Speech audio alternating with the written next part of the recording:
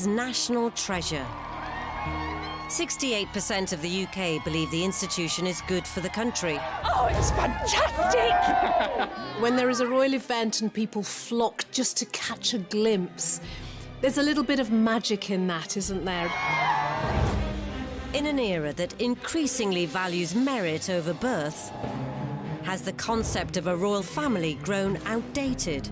Trooping the colour, the Queen's official birthday celebration and the greatest parade of each year in Britain. Or do an adoring public at home? It's this stalwart symbol of what it means to be British. And away. Remain loyal. There were at least 1 million people on the streets to see the Queen. I suppose the main benefit of the royal family is that it provides stability in a changing world. As royal commentators dispel the myth of the monarchy, They ended up with the king doing the conga round the staterooms of Buckingham Palace. experts will break down key archive from crucial moments in royal history. It was a fairy tale created by the Grimm brothers. So prepare to discover what actually happens when blue blood runs red. What have you been doing in here all day? This is The Royals Revealed.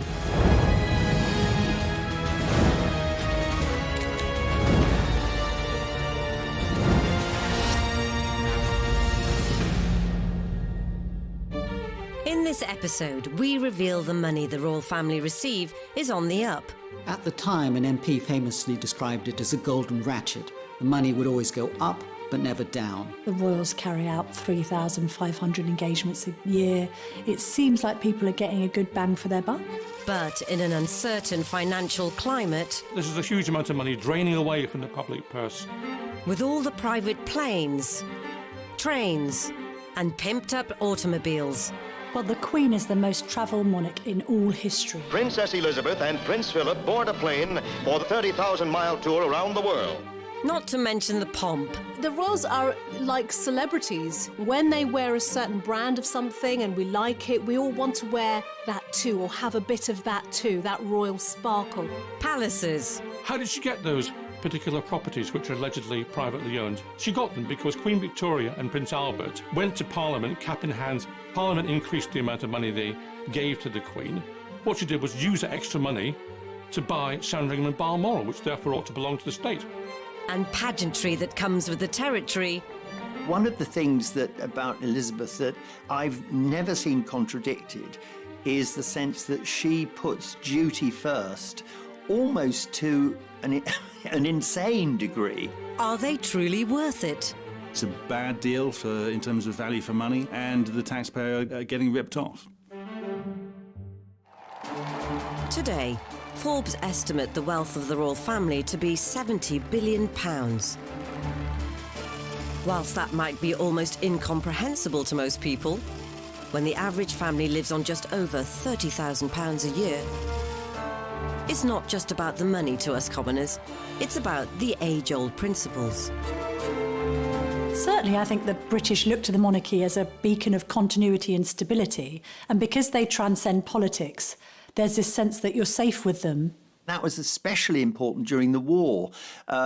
Famously, the Queen Mother, when told by her courtiers and the government, look, you must leave the country, she said, the King won't leave London, and so we're not leaving London. And many people have said that gave the royal family at least a century of credit with the British public. People were on rations just after the Second World War, in the run-up to the coronation, but actually the cash was splashed a bit to cheer people up after what had been a really difficult period and have this focus of Britishness, really, a celebration of the pomp and pageantry, which had been partly responsible for helping the Allies to win the war. And it was a tremendous day, and it was a tremendous start to the Queen's reign. And the way to maintain the monarch's new momentum was to get immersed among the masses. Walkabouts were nothing new. King George V, Queen Mary, did walkabouts during their reign. But for the Queen, it was a novel idea. It was something new. It was something that it brought her closer to the people. It brought the people closer to her. Throughout her life as the figurehead of the royal brand, the Queen has notched up over 20,000 engagements during her reign, providing morale boosts to workforces and the public at large. On a visit to Scotland, Queen Elizabeth and Prince Philip visit the ancient kingdom of Fife, coal rich for over 7 centuries. And to the delight of Scott miners, descend Roth's Pit, newest of the Fife collieries. It's the first time the Queen has ever gone down into a mine. A novel and entertaining experience for all concerned. Elizabeth's white coveralls remain almost spotless, testimony to the modernity of the Roth's mine. She knows that there may be occasions when people see her for one time in their life and talk about it for years afterwards. So she wants to make that memorable. She has made it her mission to be so and has encouraged other members of the royal family to be as transparent and obvious as she has been, so that people feel that they're getting their money's worth and that they're getting to see the royals in action. She is that one constant figure. And I think when you see someone embedded in the culture, you actually get used to them, that they're a trust figure, they're part of the furniture. She's kept abreast with social, economic and political matters in weekly audiences with 14 prime ministers, and ensured the UK remained in close contact with hundreds of heads of state. De Gaulle's visit is a major public event as well, a high ceremonial occasion. With the Queen, he rides in an open carriage, escorted by the household cavalry in full regalia to the palace, through streets lined with curious and cheering Londoners. One of the things about Elizabeth that I've never seen contradicted is the sense that she puts duty first, almost to an insane degree. You know, when you think she's in her 90s and she's still perhaps managing 200 or 300 public engagements a year. It's extraordinary. But whilst all this hard work is clearly vital in terms of maintaining a national identity and the emotional and economic stability that it can be seen to bring, all the public-facing activities come at a price, which some are finding increasingly harder to stomach.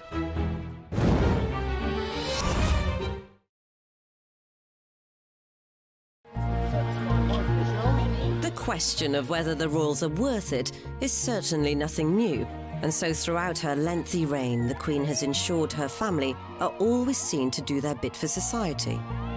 And supporting the community has always been top of the agenda. It was to aid the fund for building a vestry at Crathy Church near Balmoral that members of the royal family and their household helped at a sale of work at Abergeldy Castle. The Queen herself acted as a seller. What a terrific thrill for the customers. Princess Margaret was in charge of another section of the stall, and the Duke of Edinburgh, who proved a very brisk salesman, had a joke for every buyer. I think few would be able to resist the opportunity to see the Queen if she was visiting locally. Yes, there are Republicans that aren't interested in the monarchy at all, although few of them find fault with the Queen as an individual, because she famously hasn't really ever put a foot wrong.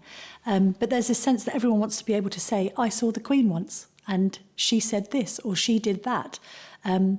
People want to capture that moment. But in order to carry out these duties, the Queen has been entitled to an annual chunk of cash, which has been on the rise for over 250 years. In 1760, the government came to an arrangement with George III whereby the royal lands were handed over to the public, and in return for that, the king at the time was granted money each year to meet his expenses, called the civil list. That existed until really just a few years ago, 2012, when it was replaced by something called the sovereign grant. At the time, an MP famously described it as a golden ratchet. The money would always go up, but never down. And so it's proved. The civil list, for example, in 2011 was £7.9 million a year. By 2018, 7 years later, it was £82.3 million, the sovereign grant. This was at a time of austerity when everybody else was tightening their belts. It's an incredible sum, but what does that equate to for the public? The palace say that the cost of the monarchy is only about £1.20 for every citizen of Britain. Now, that's a little bit misleading and indeed a little bit naughty, because it just applies to citizens and not the taxpayers. And secondly, the cost of the monarchy is a bit more than the formal cost of the sovereign grant, which is about £85 million. When you include all the hidden costs, and particularly security, which could add up another £100 million, the real cost is more like £300 million. So as we present our quickly passed on flowers, flap our Union Jacks, and burst out all the other paraphernalia, there's lots of costs churning away in the background which the sovereign grant covers. It includes not only salaries for around about 300 people, private secretaries, craftspeople, groomsmen in the Royal Mews to run hospitality. There are garden parties, there are receptions. There are a whole host of things. There are getting the Queen around about the country to do her job. So it's money well spent. However, there's another sizable expense on the balance sheet. So originally the sovereign grant was in the region of £40 million a year. It's more than doubled because they've included the cost of refurbishing Buckingham Palace, which the royal household allowed to fall into rack and ruin over the last 60 years. That will continue to go up. It's likely to hit £100 million over the next few years. But those aren't the only renovations which have caused a Republican backlash. After the fire at Windsor, the government suggested the public should pay for Windsor Castle to be rebuilt and refurbished. And there was an outcry, and in the end, the money had to come from the Queen via entrance fees to Buckingham Palace. But when it came to refurbishing Buckingham Palace, £359 million, the taxpayer pays all of that. So about 10-15% of the grant really is earmarked to going for that refurbishment. At that percentage, it will be around a decade before all the work is done. So in the coming years, the Queen must delegate both cash and royal responsibilities carefully among the rest of the family. I'm not sure whether the public has a complete appreciation for the fact that the royals carry out 3,500 engagements a year, answer 1,000 letters, have dozens of audiences with leading figures from around the world. It seems like people are getting a good bang for their buck. Technically, the hardest working royal is Prince Charles, because when the engagements are all clocked up at the end of the year, he pretty much always appears to have carried out the most. The man is a workaholic. He believes in what he's doing. He works incredibly hard.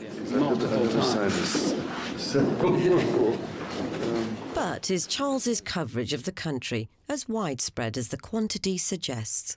The public, for example, has mapped all the visits that Prince Charles did in 1 year, and they're all very much focused or clustered around London, around Highgrove in Gloucestershire, and around Balmoral in Scotland. So he doesn't go very far to do these things. It's very much about making sure that he remains in the limelight and that they project some sense of purpose.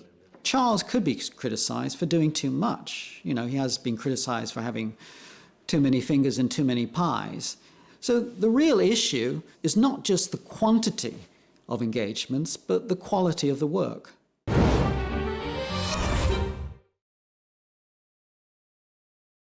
So, are the rest of the firm pulling their weight and adding value to society?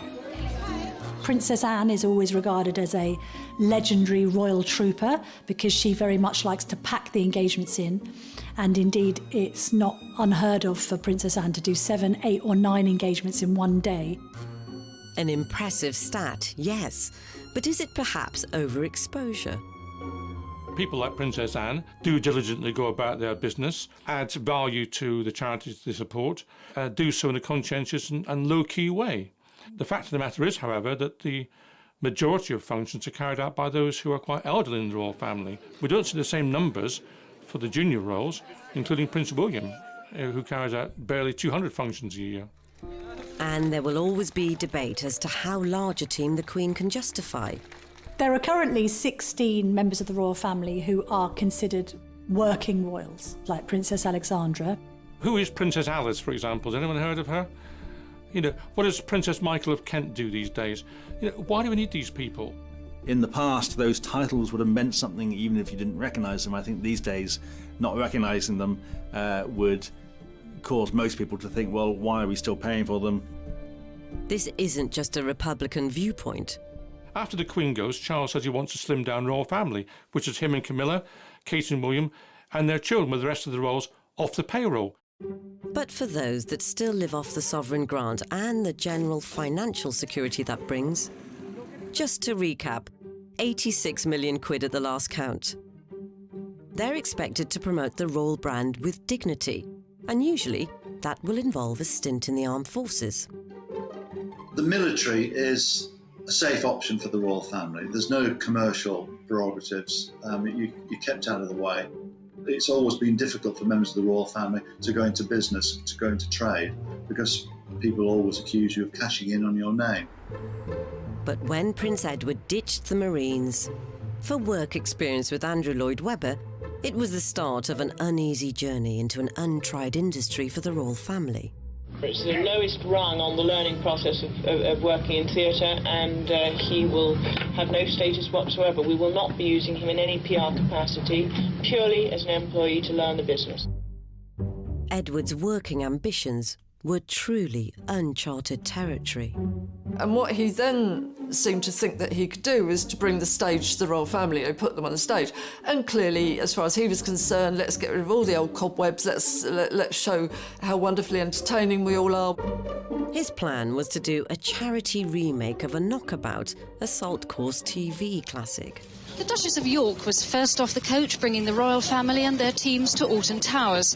Prince Edward was already there to meet them, well into the spirit of the day, sporting a silly T-shirt. Royal Knockout was an unmitigated disaster. It was one of those things that, like, maybe on paper or in theory seemed like a good idea, and then as soon as it was on the screen, it quickly became apparent what a bad idea it was. The broadcast footage is now under embargo, yet body language expert Judy James recalls the impact it had on viewers. It was dreadful for the public because the public wanted to see more of the royal family, and I remember when that was advertised, great, let's see them being funny and everything like that. But when you get what you ask for and it's awful, you know straight away, actually, no, I'd rather have them with their hands behind their back and not speaking too much. Edward's press conference afterwards did little to add merit to the venture. First of all, I have to apologise if I go to sleep at the book of this. Media were not allowed to watch proceedings live. We had to watch it on television. And it was a cold day, it was in a tent, there were no refreshments. And Edward came in at the end of it and sat at a table, sort of slightly raised, and looked at the assembled crowd of media and said, well, what did you think of it? And I know the captains have enjoyed themselves. I only hope that you've enjoyed yourselves. Have you? You could have heard a pin drop. Well, thanks for sounding so bloody enthusiastic. What have you been doing in here all day? Have you been watching it? Yeah. What did you think of it? Thanks. I thought it was great. The headline the next day was, "It's a walkout," which just about summed it up. I think Edward had set himself up to be a champion in his own right. This was his star of the royal family. His brothers had been heroes, they'd been in the armed forces, etc., but he was going to do it theatrically and do this wonderful show that everybody would love him, and the royal family would say, oh no, Edward, you are now the most famous member of the royal family, and it didn't quite work out like that. I suppose it's difficult being the fourth son of the monarch. You don't really have a role, you have to create one for yourself. After an ill-fated foray into TV production, Edward was ultimately brought back in line as a working royal. There's this sense you've got to behave properly because you've got to be accountable. You've got to show that you're dutiful above all else, almost to the point sometimes where you've got to sacrifice your private life for duty. And that's a very difficult thing for many people. I mean, the royals are only human after all. It's no easier for them to do that than it would be for any of the rest of us who are not in the spotlight. Recently, the Queen's grandson, Peter Phillips, also fell foul in trying to do his own thing. They're entitled to their private people, but what is wrong is when they then invoke the royal name to boost their commercial activities. Peter Phillips was busy selling milk to the Chinese and pretending it all came from Windsor and the royal family drink this every morning and so on. That was an attempt to use his links with the royal family for commercial activities. That's entirely improper. One necessary activity for working royals is to represent the UK abroad. And whilst news reports may focus on how they sample regional delicacies, don the local dress, and generally embrace the culture, there's lots of crucial work going on off camera. Ever since before she ascended the throne, the Queen has been instilling royal values all over the world. Well, the Queen is the most travelled monarch in all history, and because she is the head of the Commonwealth as well as head of state in the UK, she needs to travel to Commonwealth countries to make sure that those countries appreciate the fact that they're seeing their Queen in the flesh. The royal family are our secret weapon in selling the UK abroad. Various governments abroad in foreign countries are more likely to take note of the United Kingdom if there's a member of the royal family on their doorstep rather than some dishevelled politician. They can see politicians anytime. They can't see the royal family at any time. It's absolutely right, of course, that the Queen and members of the royal family travel abroad to represent this country. However, some members of the royal family believe that, first of all, they do not have to use commercial airlines, but they must travel by private jet at vast cost to the taxpayer. People perhaps think that this is excessive. I would say the counter-argument to that is you can't expect the Queen necessarily to go on EasyJet. At its peak, the annual travel spend was a whopping 18 million. These days, it's nearer to 3 or 4. But besides flights, how do they spend so much?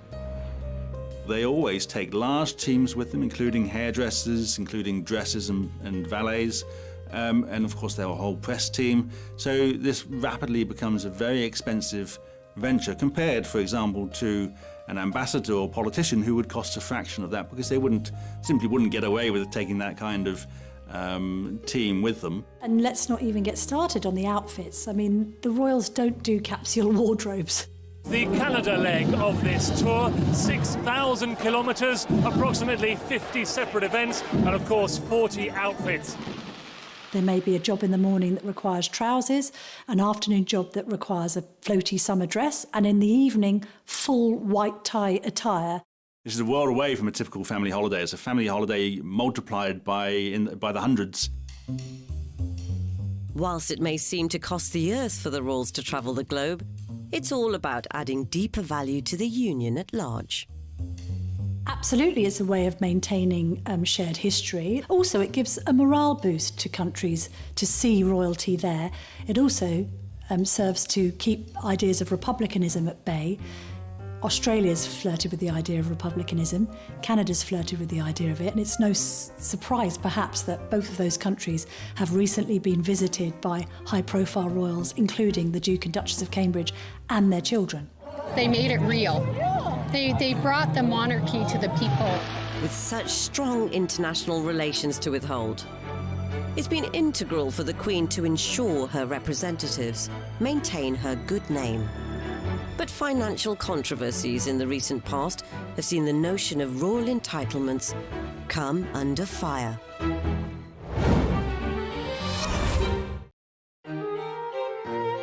In examining the costs around the royal family, global travel expenses invariably enter the debate. The prince doesn't pay for his trips to exotic places, but then he couldn't afford to. He hasn't been well off by royal standards, but today it gets better. He'll have a full £20,000 a year from the Queen's civil list for a start. And one man who became central to that was Prince Andrew. The Duke of York was nicknamed Air Miles Andy for his propensity to rack up private jet travel on jobs that some people suggested might not have been particularly useful to Britain. I asked a parliamentary question after one particularly excessive year of travel by Prince Andrew as to what particular trade deals he had managed to put together in his role as trade envoy. The government couldn't name one.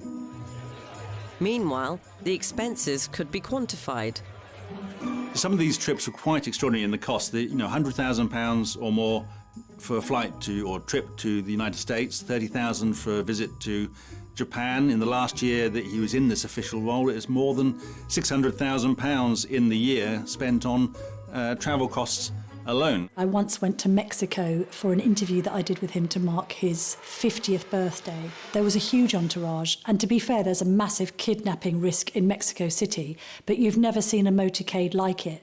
And I did get the impression that Prince Andrew quite enjoyed the notion of being centre of attention and almost seeming presidential. Most famously, he demanded that his valet bring with him a 6-foot ironing board. So you got the ludicrous situation of some royal lackey having to carry it out of the plane into the waiting Land Rover or whatever. Even back in drizzly old Blighty, the jet setting continued. he's become known as Air Miles Andy. This private jet is taking the Duke of York to Newcastle. Bad weather had grounded the royal helicopter. It was a reminder of repeated accusations of extravagance. Did you have to go by private jet to Newcastle? Yeah, because there was no other way of getting there and back, bearing in mind from what I was doing before and what I was doing afterwards. Well, there was this sense as well that Prince Andrew kept on taking helicopters to go short distances and private jets when surely a commuter train, God forbid, would have sufficed. This idea of him being quite grandiose and dismissing the notion of taking scheduled flights because he was very important as the Queen's son sort of cast a cloud over everything that he was doing. Eyebrows were also raised in the manner of which he conducted his leisure time. There was one occasion when he went to Northern Ireland to Portrush when he played a golf match, and because it took a bit longer than expected, he was an hours late to be guest of honour at an event where he should have been attending in his royal capacity. And I know for a fact that some of his aides had to take him aside and say, seriously, you cannot take the golf clubs on these trips. It's completely the wrong look. You're there to do an official job on behalf of the Queen, not enjoy 18 holes at St Andrews. Ultimately, with mounting criticism, Andrew retired from his roving role in 2011. A reported £57 million bank balance makes him the third richest royal. But the cost to his reputation, after a much published acquaintance with one business associate, may well be harder to quantify. So understandably, Andrew has been told to step back from royal duties, to have essentially zero public presence because of the continuing allegations that hang over his head in relation to his relationship with Epstein. Even though Andrew denies any wrongdoing, he wouldn't be the only team member in the top tier to be relegated to the reserves in the last year, as Prince Harry faced his own financial backlash when he and Meghan set about renovating Frogmore Cottage. The bill seemed quite hefty for the size of property that it was, 2.4 million. I think comparatively, when the Cambridges renovated their apartment at Kensington Palace, which is a 20-bed palatial mansion, it cost just over 4. So people started scratching their heads looking at the arithmetic and thinking, goodness me, Harry and Meghan haven't scrimped here. Then, of course, they then abandoned their roles that they had taken on and decided not to use the cottage full-time, but still expected the taxpayer to fund it. What most people don't like about the royal family is when they want it both ways.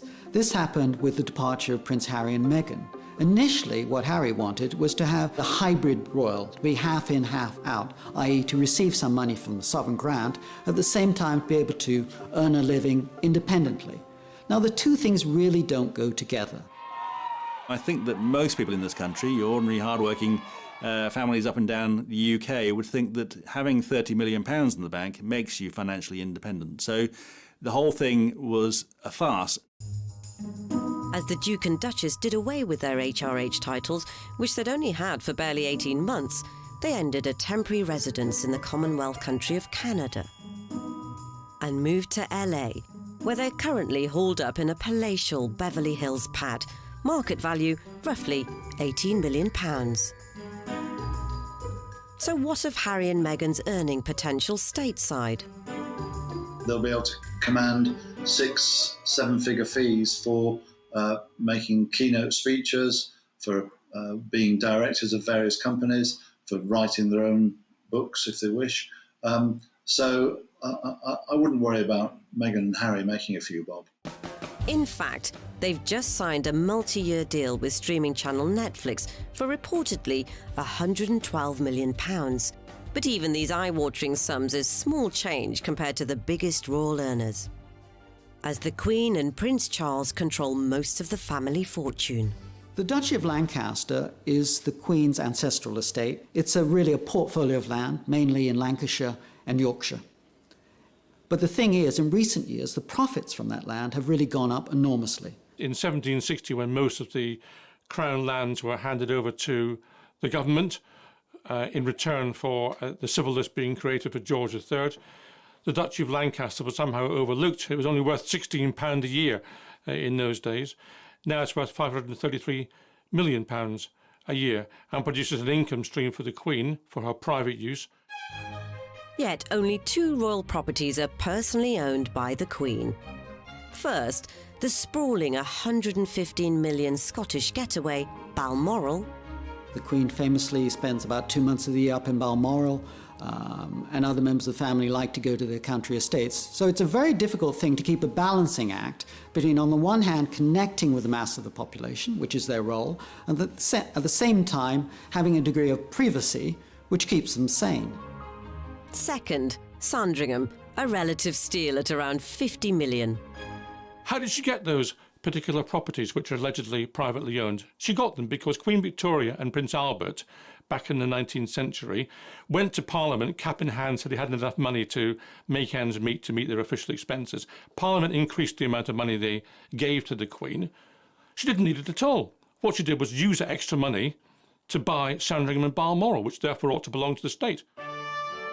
The Queen's personal fortune is an estimated £350 million, which may even be exceeded by Prince Charles's own bulging piggy bank, thanks to his estate, the Duchy of Cornwall.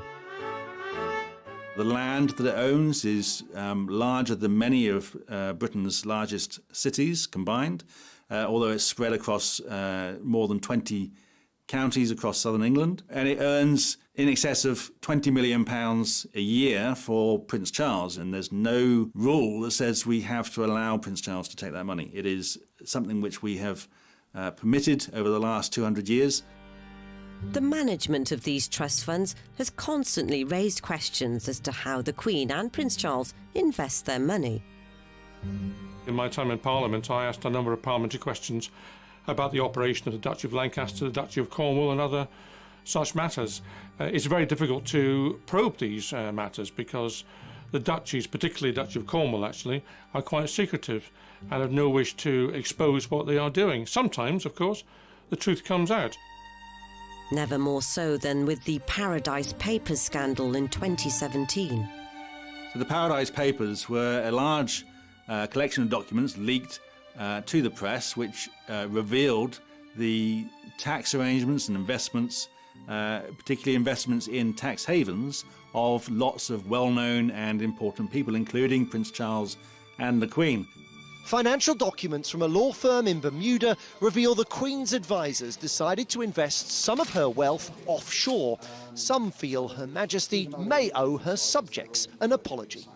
It came as a surprise to learn that she had £10 million of her duchy money invested in the Cayman Islands and in Bermuda. Now, the problem with that is that everyone presumed that all her investments were in the UK and in blue-chip companies. It looked as though she was, operating like a city fund manager. One of the Queen's investments had been in a chain accused of irresponsible lending. They feed on the poor. That is where they make their money. And the Queen is supposed to look after the people. Now, I don't assume for 1 minute that the Queen has done this herself, but it will be somebody who's in her pay, one of her echelons, that will have done this, and it just makes me wonder who we employ to look after our Queen. The Paradise Papers were a very interesting revelation. Places like the Cayman Islands were benefiting rather than the UK.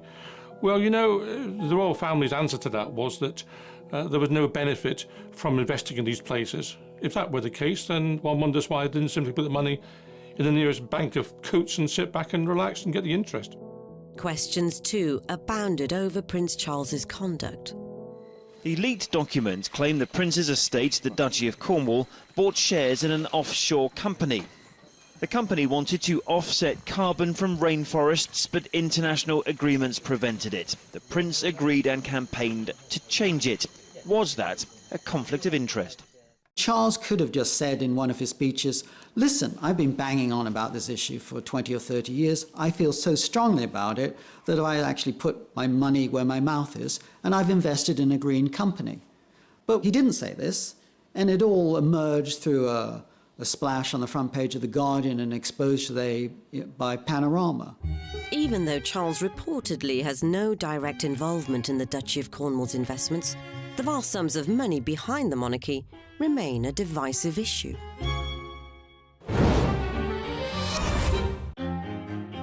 Queen Elizabeth II has reigned for over 65 years, with each significant milestone marked with increasing pomp and circumstance. Even the Silver Jubilee in 1977 was a show of wealth beyond comprehension. Monarchists would argue lavish occasions like this are more than recompensed by the Crown Estate. The Crown Estate is valued at around £14 billion, making a profit of around £340 million a year, which goes to the government.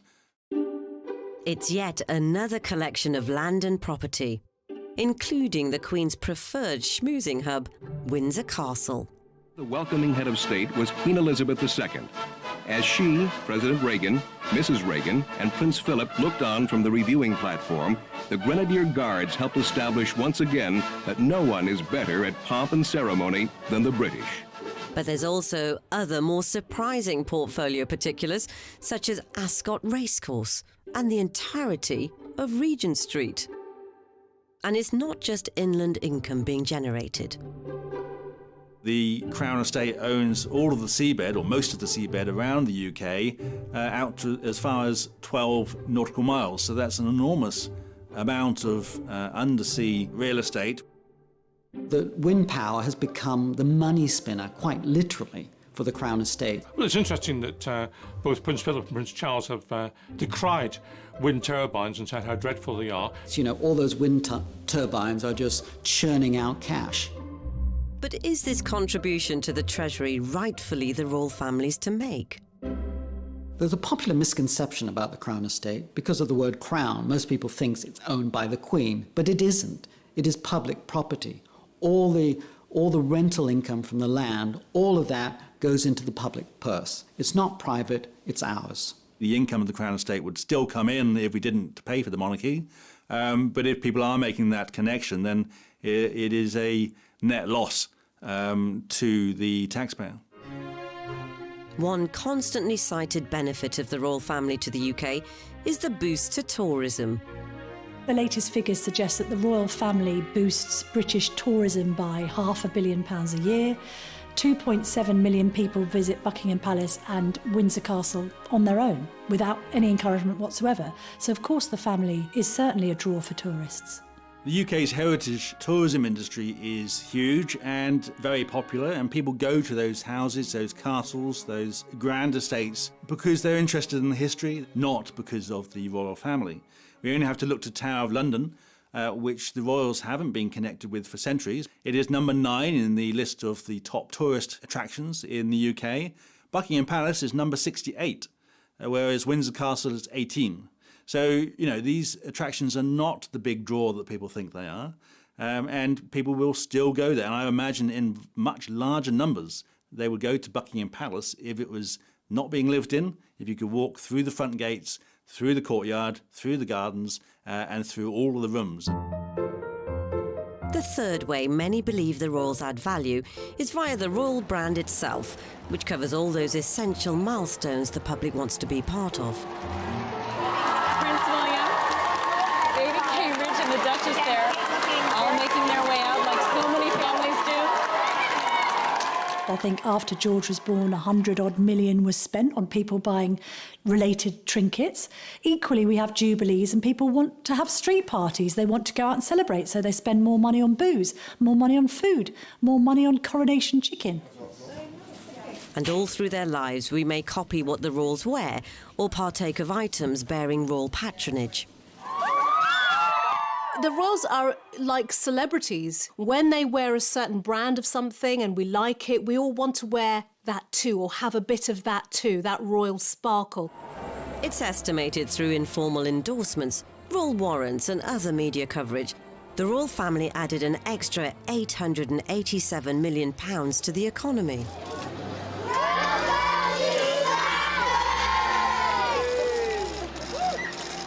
It's a very nice costume. It's been argued that consumers are somehow impressed with or attracted by the royal brand. And again, you know, there is a market for royal brands. There is a market for lots of different brands. But the point is, the monarchy is not there to make us money. It's not there to be a brand. It's there to provide us with a head of state. So then, Is there a point to suggest that it's impossible to quantify their true value to the nation? The royals have gone through times of great popularity, and also there have been downturns in their popularity. And I think we do have that two-way relationship, that when they're not meeting our needs as a nation, we can get pretty grumpy about that and let them know. For instance, when Diana died and we didn't see the Queen, I think public pressure was on her to change what she did.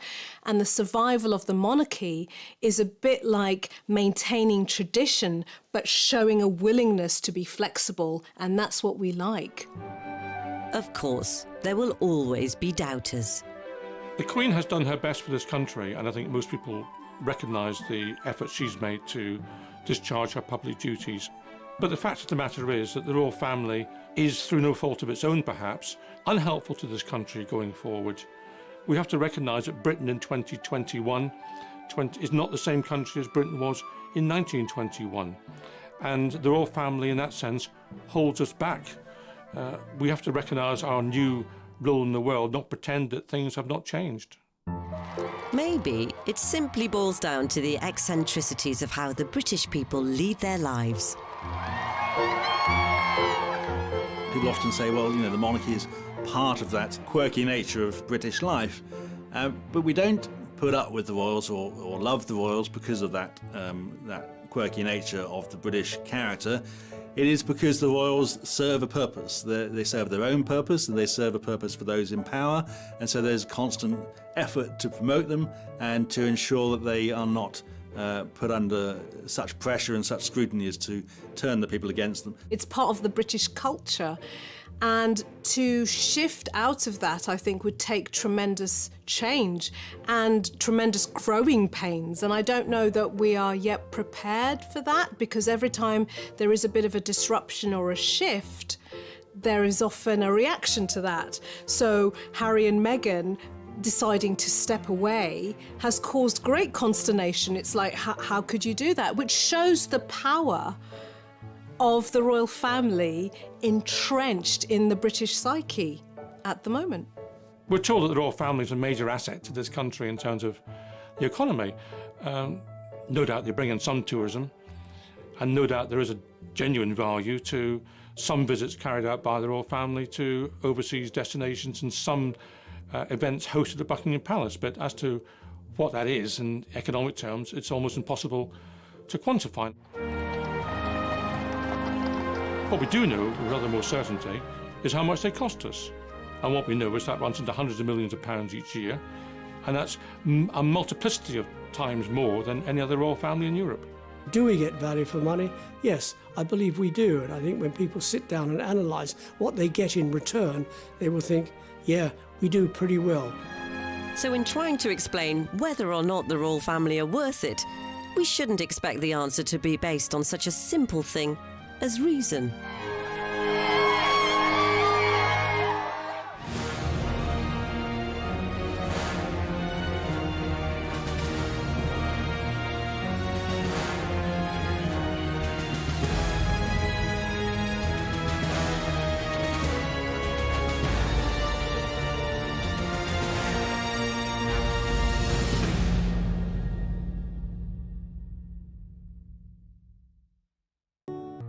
People were on rations just after the invasions, when people see her for one time in their life and talk about it for years afterwards. So she wants to make that memorable. She has made it her mission to be so, and has encouraged other members of the royal family to be as transparent and obvious as she has been, so that people feel that they're getting their money's worth and that they're getting to see the royals in action. She is that one constant figure.